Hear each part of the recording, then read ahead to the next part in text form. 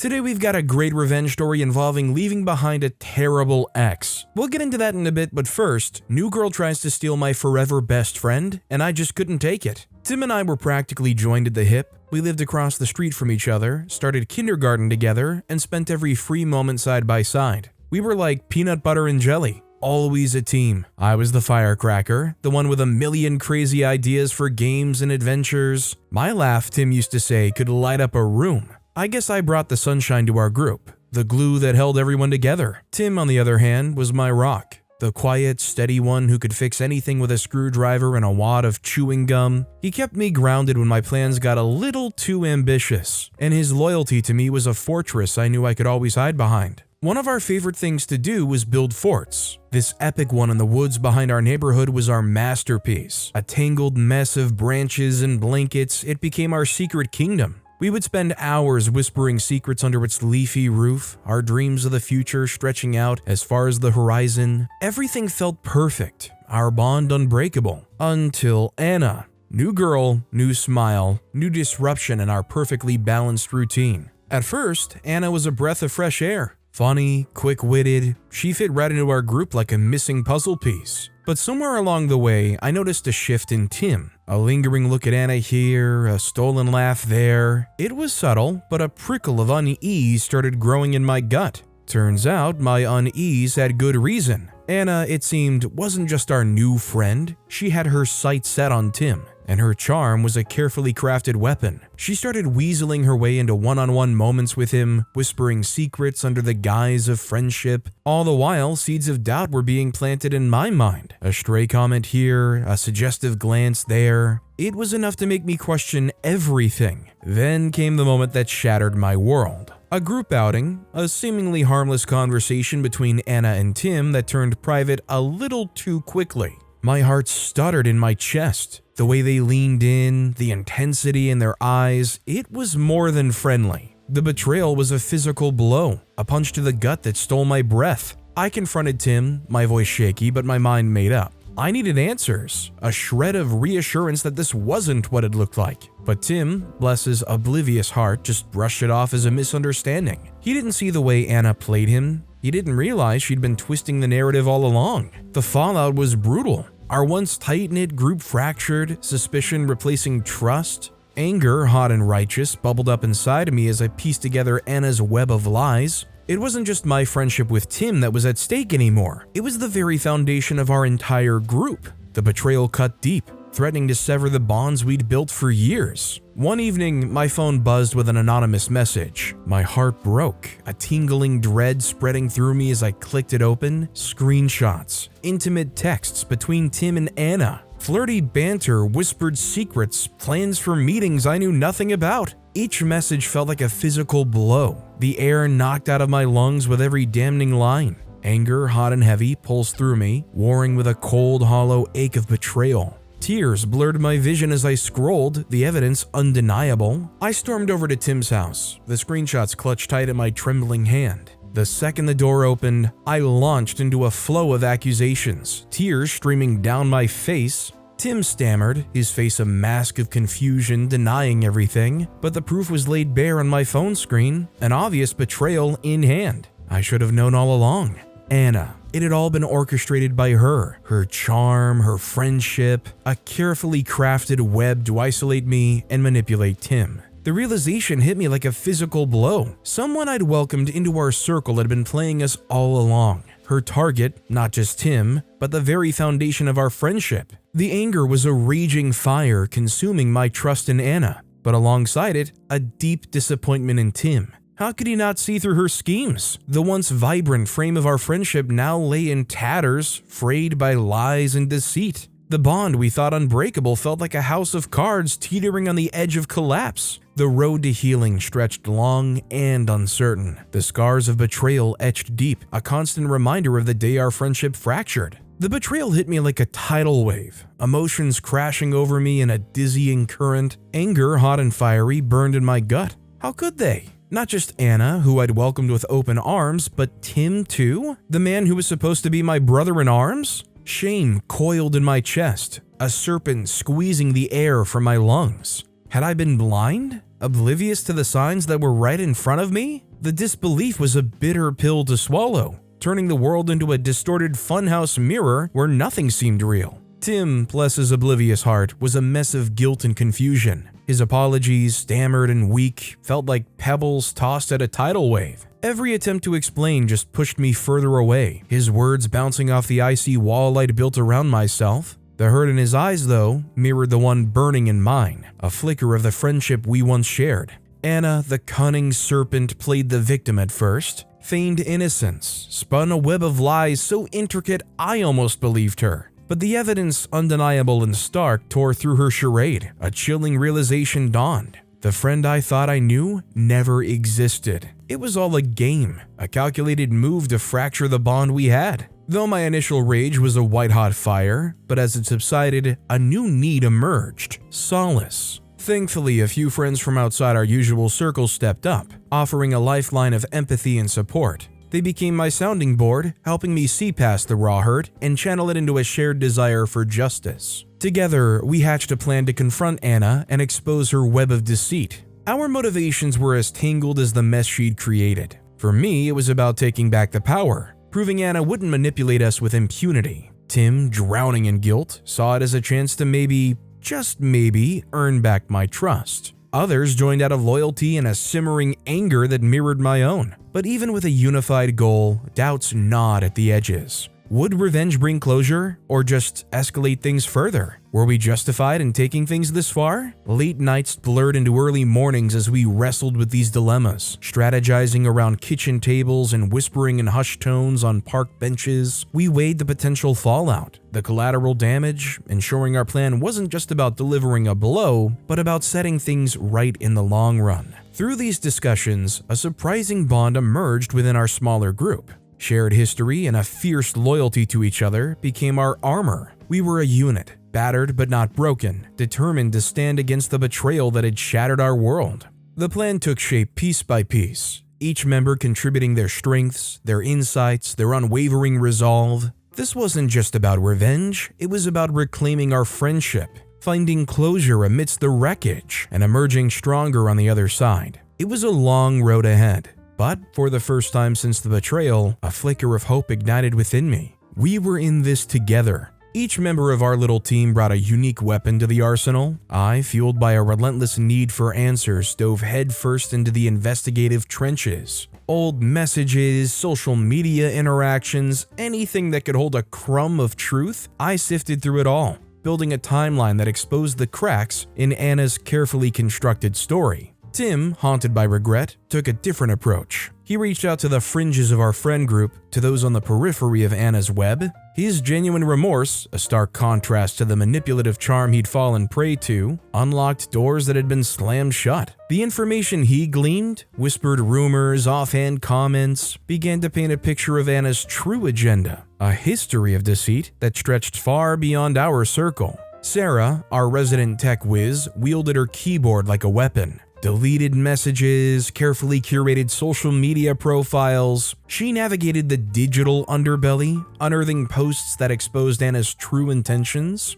The facade she'd presented to us began to crumble, replaced by a trail of breadcrumbs leading back to a past littered with wreckage of broken friendships. Alex, the smooth talker of the group, played a different role. Under the guise of a peace offering, they approached Anna, their charm a Trojan horse. Every subtle question, every calculated observation was aimed at extracting a confession, a flicker of guilt that would betray her web of lies. Late nights were fueled by hushed strategy sessions and shared screens. We pieced together the puzzle Anna had tried so desperately to construct, each finding a missing piece that bolstered our case. Disagreements arose, of course. Moments of doubt crept in at the edges, but the shared goal, the burning desire for justice, kept us tethered. We trusted each other's skills, each other's instincts. We were a team, united against a common enemy. As the plan unfolded, a nervous energy crackled in the air. We were about to unleash the truth bomb we'd spent weeks meticulously crafting, and the weight of it pressed down on all of us. It all started to make a twisted kind of sense when we finally unraveled the truth behind Anna's betrayal.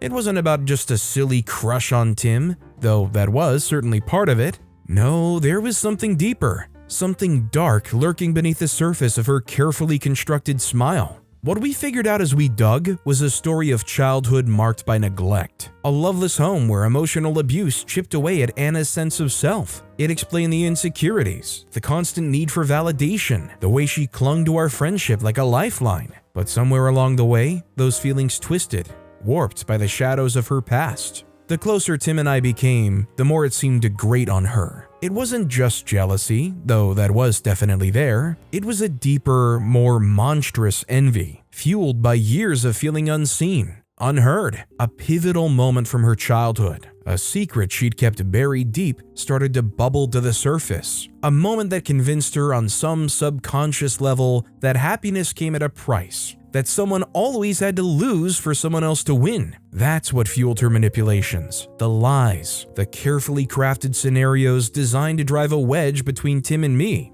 It wasn't just about taking Tim away, it was about proving something to herself, about tearing down the happiness she believed she couldn't have. It was a desperate, destructive attempt to fill the void inside her, even if it meant leaving a trail of wreckage in her wake. The confrontation with Anna was a ballet of tension. At first, she was a cornered animal, spitting defiance and denial. It was almost comical if the situation wasn't so heartbreaking, but we held firm, each of us a pillar against her attempts to deflect and manipulate. The carefully constructed web of lies began to unravel as we presented each piece, the facade cracking with every damning detail. The confrontation morphed into a raw and emotional exchange. As Anna's defenses crumbled, confessions spilled out, a torrent of insecurities and envy that had festered beneath the surface. Tears streamed down her face, a messy cocktail of guilt and shame. We, too, were a whirlwind of emotions. Anger flared, hot and volatile, then gave way to a profound sense of disappointment.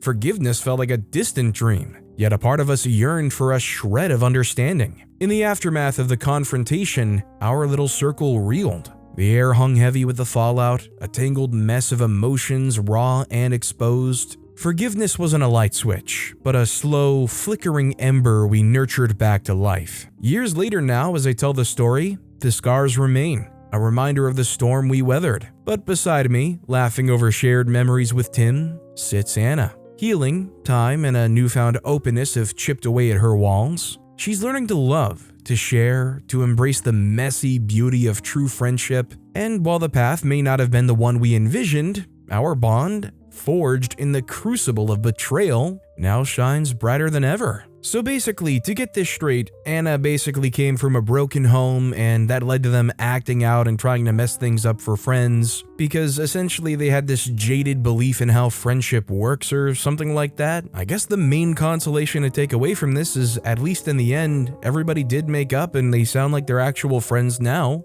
That said, our next story is teaching my roommate the importance of asking for permission first. Getting into college was one of the best days of my life. It was like a dream come true, especially since I got into my mother's alma mater. I had dreamed of going there and walking the pathways she did. I could see myself there from the stories she always told me about her time in college, the friends she made and the life-changing experiences she had. A cherry on top of that was how she met my father in college. Love was not really on my mind. It was the experience she had I wanted to see for myself too. But for some reasons that I do not want to go into right now, I could not stay in the school dorm. I had to pair with someone and stay off campus, but relatively close by so I don't get to lose any of the experience freshmen should. So I was stuck having to pair with a roommate I did not know. In a way, it wasn't so different from what I would have faced in the university's dorm, so I wasn't as fuzzy about it as I thought I would be. From the moment I moved into the apartment, Allie seemed like a godsend. Her name was Allison, but she preferred being called Allie, and it grew on me too. She was friendly, outgoing, and genuinely interested in getting to know me. Our first conversation over cups of coffee in the kitchen felt effortless, as if we'd known each other for years rather than just met. I remember feeling a sense of relief knowing that I'd found a roommate I could trust. Allie and I quickly settled into a comfortable routine. We shared stories about our lives, laughed over silly jokes, and made plans for the future. It was easy to see why everyone loved Allie. She had this infectious energy that brightened up even the dullest of days. I couldn't help but feel grateful for having her as my roommate. One of the first things we decided to do was set up a petty cash stash. It made sense for emergencies or shared expenses like groceries or household items. I saw it as a means to show that while we were going to be roommates, out of sheer coincidence and circumstance, we would be truthful to each other regardless. I hold a huge grudge against people that have expressed themselves to be untrustworthy, and this was a way to ensure that this was never the case with me and Allison. Of course, at that point, I had no reason to doubt Allie's integrity. The very way she expressed herself made her seem like someone you could count on. She seemed reliable. She was always willing to split bills evenly, never hesitated to lend a helping hand, and made our apartment feel like a home. I found solace in knowing that I had a dependable friend right under the same roof as me. But like most college friendships, it turned out to be a lie, a farce. And it was not long before the whole charade saw its end, thankfully. It had been a couple of weeks since we started living together, and the preceding part was better than I'd hoped for. We bonded well, and we helped each other in ways that other roommates would not. In a way, it made me thankful that I wasn't able to get a room in the school dorm. But you see, that in itself was a lie. That evening, as I reached for the petty cash stash hidden in the drawer, my heart sank. I wanted to get groceries that evening on my way back from campus, so I thought to quickly reach out for it, grab the money I needed, and record it in the notes document I opened on my phone. I liked records. It was one of the reasons why I first thought to go for accounting. But on reaching for the envelope that usually held a neat stack of bills was noticeably lighter. Panic surged through me as I frantically searched for the missing money, but it was nowhere to be found. I couldn't believe it. While I didn't intend to, it was the only reasonable thing to think. After all, we were the only two in the apartment. My mind immediately went to Allie. In the heat of what I felt must have been a mistake or a complete oversight on Allison's part, I decided to confront her immediately. Well, not confront in the sense of a fight. I just needed an explanation for what I'd just seen. Allie, I said, trying to keep my voice steady despite the turmoil inside me, have you noticed anything strange about the petty cash stash recently? Allie looked up from her laptop, her expression shifting from curiosity to confusion. No, why? What's wrong? I hesitated for a moment, then forced the words out. Some of the money is missing. Did you happen to take any? Allie's eyes widened in shock, and for a split second, I believed her innocence. But then she quickly composed herself, shaking her head. No, I swear I didn't touch it. Why would I? Her denial only fueled my suspicion. Allie and I had always been open and honest with each other, so why was she suddenly acting so defensive? Despite her protests, I couldn't shake the feeling that she was hiding something. As the days passed on that week, I could sense that there was tension between us, but addressing them at that point would have done nothing to reduce the tension. So I kept quiet and watched her from the side, not giving room for her to suspect that I'd not cleared her about the suspected missing money. Allie's behavior became increasingly guarded. Her smiles forced, her excuses flimsy. I found myself scrutinizing her every move, searching for any hint of guilt. But no matter how hard I looked, I couldn't find the answers I desperately sought. I couldn't help but wonder if I'd been wrong about Allie all along. It was a mix of annoyance and irritation that made me decide to uncover the truth of the whole issue. I decided to take matters into my own hands. Now, since it was a monetary issue, one of the things that came to my head was that I'd probably miscalculated or forgot to note down a removal from the cash storage. So the logical thing for me to do was to take a close look at how I took the records and ensure that there was no error. So I resolved to keep more accurate records of the cash flow in our petty cash stash. With the same precision any chattered accountant or storekeeper would documented every addition and subtraction, noting down who added what and for what purpose. Of course, Allison was as oblivious as she could ever be about how I was taking close account of the cash. While she went about her daily routine,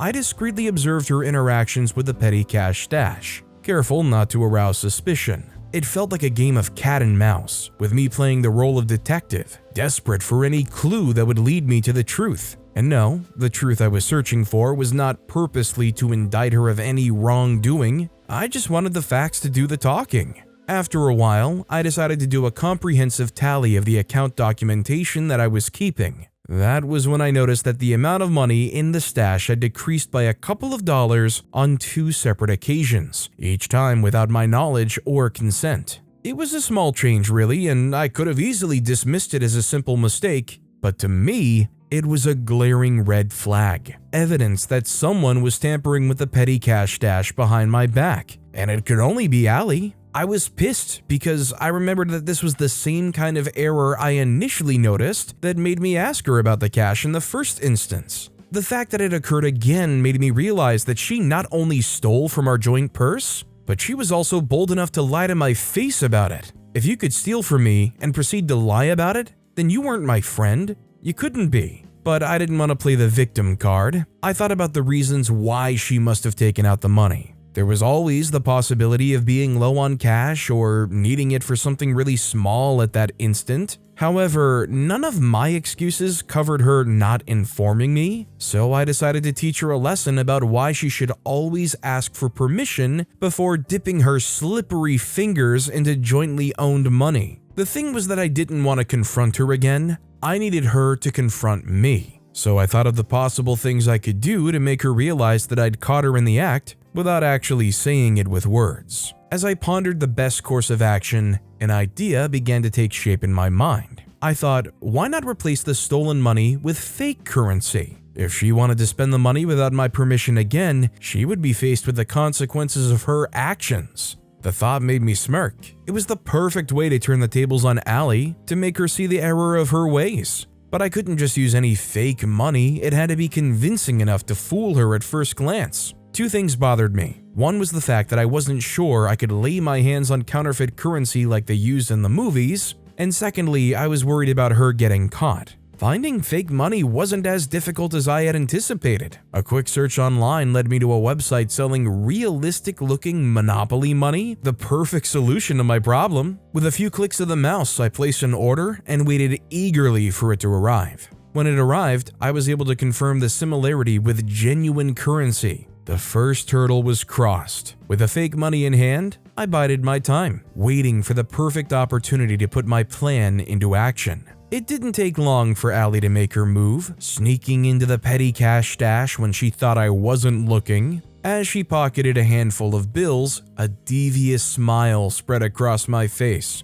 Before she dipped her hands in, I had changed the money in the envelope to the money I got online. There was no way she would have known, so I waited to let the seed of my revenge germinate, and it was not long before it did. It was the next day after I caught her picking the money from the envelope. Allie's fury was quite scary when she returned home from classes that evening. I do not know the full details of how she found out the money was fake, but from the pieces I could make while she screamed in my face about almost costing her her studentship, apparently she had tried to use the money somewhere on campus, and school security was alerted when the cashier checked the money and found it to be more shiny and stretchy than normal. I shrugged nonchalantly, pretending to be confused by her accusations. I have no idea what you're talking about, Allie. Why would I do something like that? She knew she was not going to get me to fess up, and she stormed out of the room. Thankfully, there was no way she could trace it back to me, since I'd already changed the money back to the real ones, and I burnt the counterfeit notes.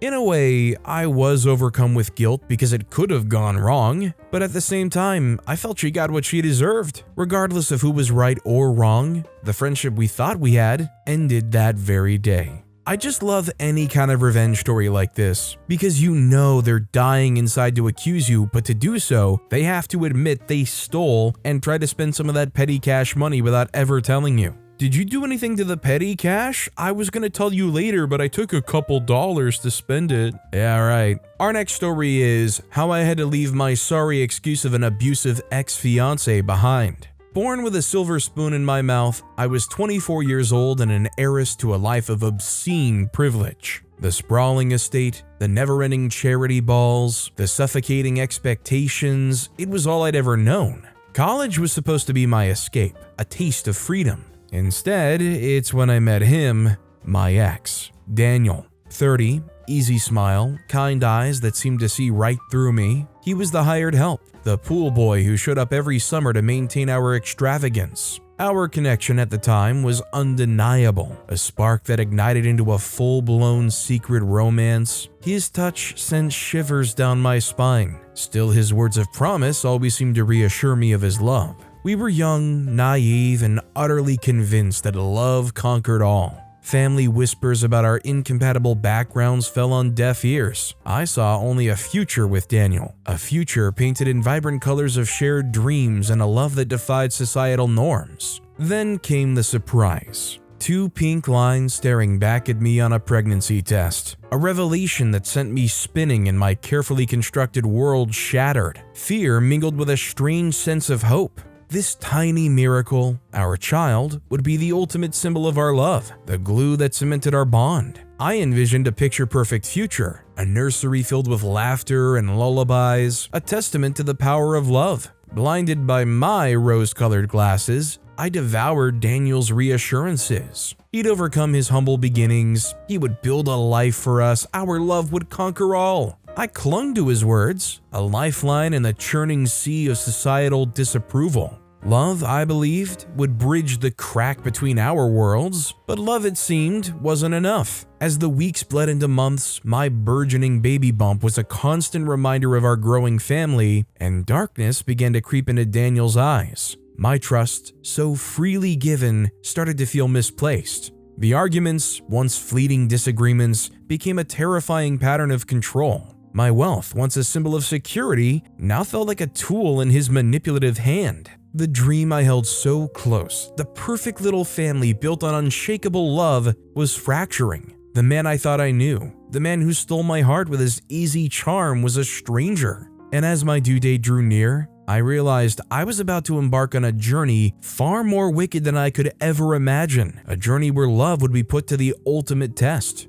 Daniel's charm, once intoxicating, gradually grew into something sinister. It became a weapon, wielded with practiced ease to gaslight and manipulate. He started small, chipping away at my confidence with subtle jabs at my decisions. "Are you sure that shade of paint is right for the nursery? It seems a little gaudy, don't you think?" At first I brushed it off, a harmless difference in taste. But the comments escalated, his influence worming its way into every aspect of our lives. Suddenly, my days revolved around his whims. A spontaneous dinner with friends? Wouldn't it be better to stay in and finalize the budget? A call to my mom for advice? A steely glint in his eyes. A muttered comment about needing to be independent. He planted seeds of doubt with such casual cruelty, making me question everything. My taste, my judgment, even my sanity. His demands, framed as concern, felt like a vice tightening around me. Was I really this indecisive?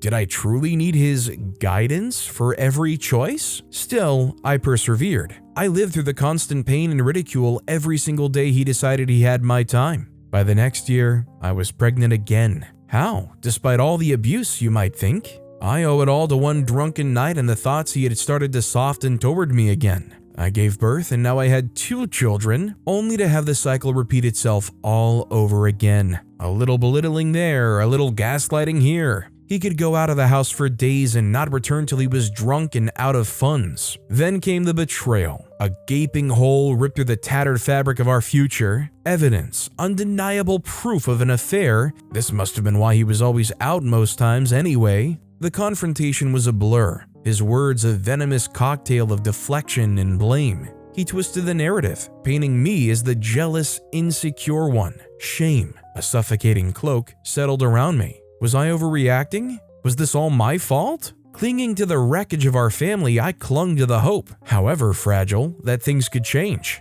The burden of societal expectations became another weight on my already strained shoulders. Raised on appearances, I was terrified of the judgment that awaited me if I failed. Family gatherings were a minefield of forced smiles and practiced normalcy. I shielded the children, a fortress against the storm raging within our home. My parents, blissfully unaware, remained a source of guilt. How could I disappoint them like this? My initial attempts to fix things were a desperate scramble. Couples counseling, endless conversations fueled by a desperate need to understand. Compromises that chipped away at my very core. Each effort brought fleeting moments of peace, a mirage shimmering in the desert, but the cycle was relentless, the manipulation and abuse resuming like a cruel game. Exhausted, emotionally raw, I clung to the faintest sliver of hope, a flicker of defiance refusing to be extinguished. The cracks in the facade began to widen. each one a shard of truth piercing the illusion I desperately clung to. It wasn't a single moment, a dramatic fight, or a tearful breakdown,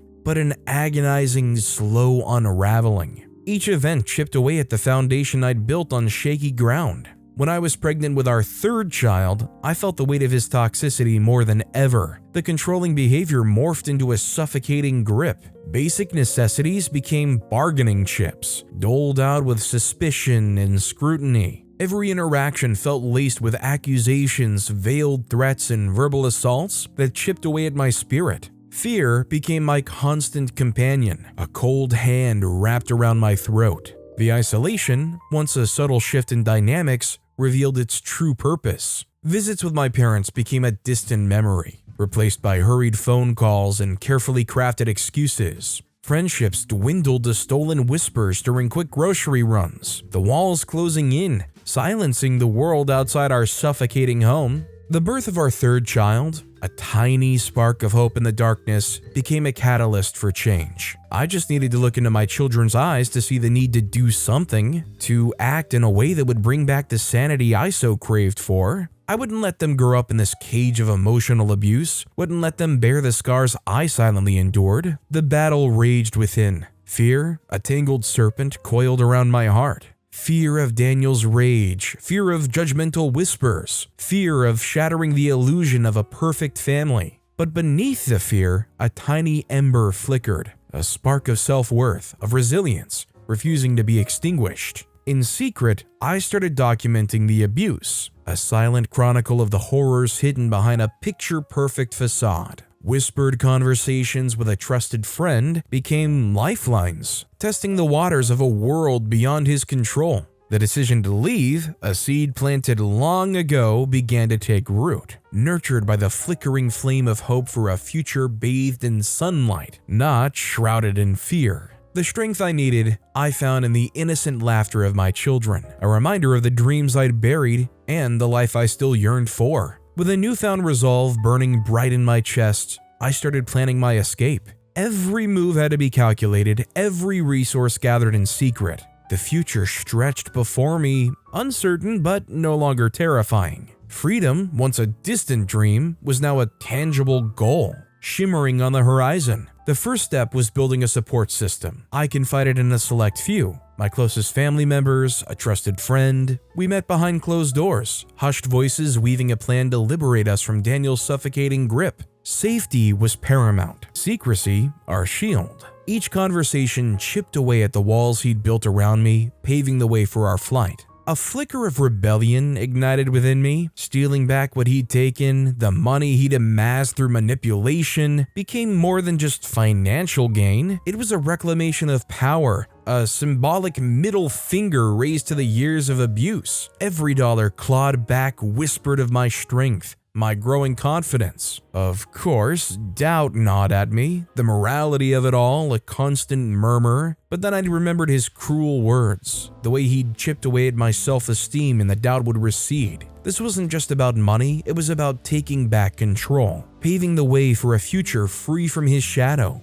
The escape itself was a heart-stopping ballet. The night before, we moved like phantoms, packing essentials, hushed whispers reassuring my children, a final silent goodbye to a life I no longer recognized. The weight of responsibility pressed down on me, but my resolve held firm. The moment of truth arrived like a thief in the night. We slipped away unseen, leaving behind a world of pain and deceit. Heartbeats echoed the ticking clock as we sped towards the airport, each mile a victory lap. Relief washed over me as we boarded the plane, a one-way ticket to a new beginning. The money, tucked safely away, was a symbol of justice served. The scars remained, etched reminders of the past, but as the plane soared above the clouds, hope flickered in my eyes. The road ahead wouldn't be easy, but I wouldn't be walking it alone. My children huddled beside me, their small hands a source of strength. The chains of manipulation were gone, replaced by a fierce determination to build a new life. A life bathed in sunlight and free from fear. The news of my escape hit Daniel like a rogue wave. His initial bluster, a mix of disbelief and outrage, quickly curdled into a desperate scramble.